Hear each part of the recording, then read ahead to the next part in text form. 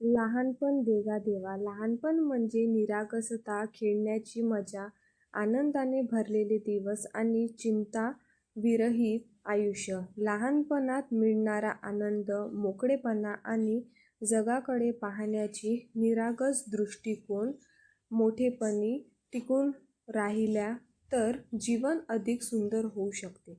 म्हणूनच संत तुकारामांनी म्हटले आहे, लहानपण देगा देवा.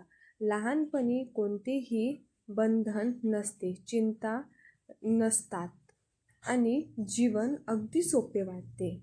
पाऊस आला तरी त्यात भिजण्याची मजा, चिखलात खेळण्याचा आनंद, दिवसभर दंगामस्ती करून थकून झोपण्याची सवय, हे सगळेच लहानपणाचे खास क्षण असतात.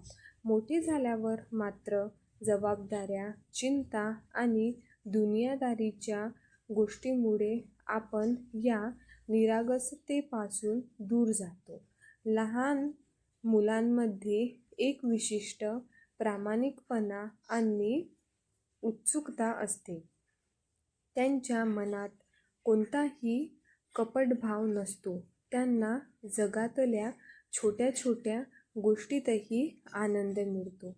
त्यामुळेच मोठ्यांनीही कधीकधी लहान मुलांसारखे विचार करावे, त्यांच्यासारखा आनंद घ्यावा आणि जीवनातील ताणतणाव बाजूला ठेवून आयुष्याचा आनंद घ्यावा.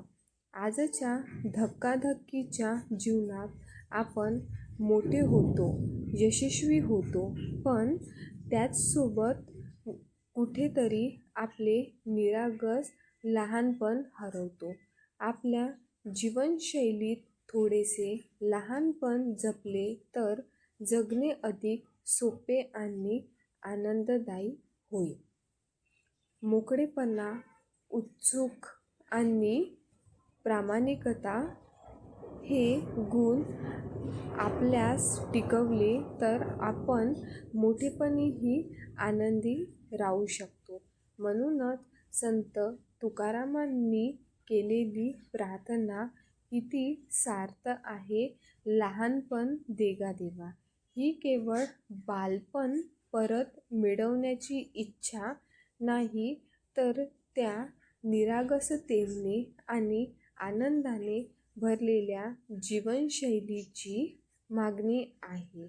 चला, आपणही आपल्या जीवनात थोडेसे बालपण जपण्याचा प्रयत्न करूया.